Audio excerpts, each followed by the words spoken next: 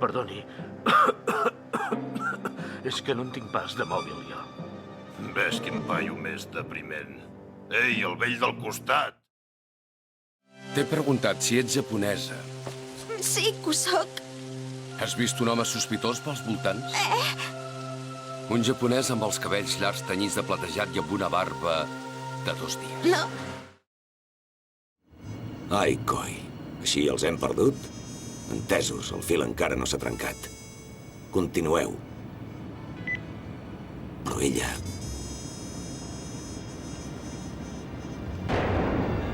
realment s'hi assembla.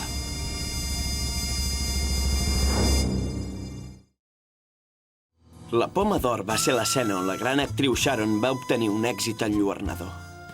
Ara ets tan bonica com aleshores, però a dins teu hi tens una poma podrida. Una poma realment podrida. Estimat. Estimadíssim arxienemic, per fi ens trobem, el meu amor. L'FBI, ara ho entenc. Mizunashi vol dir 0, i reina 0 i 7. 0, 0, 7. Ho agafes? Però com ho sabeu que el meu pare era espia? Un cop vam descobrir que el seu cognom real era Hondo, no ens va costar esbrinar la resta. Des del principi, aquest noi va sospitar que podia ser un espia de la companyia. He d'esclafar aquesta organització, encara que això suposi sacrificar-te a tu.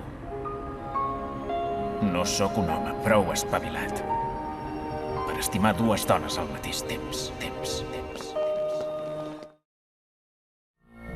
D'acord, si estàs sola no hi tinc cap inconvenient.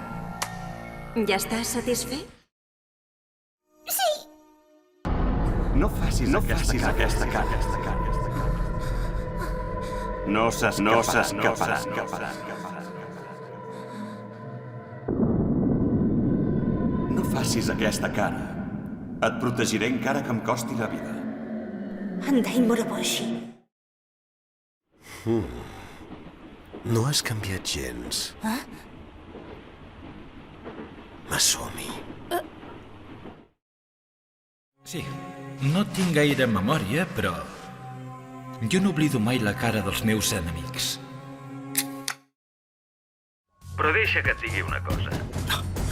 No et distreguis amb el que tens al davant. I si vols un bon consell, no intentis empaitar la presa equivocada. Si vols que et digui la veritat, m'estimo més no tenir-te com a enemic.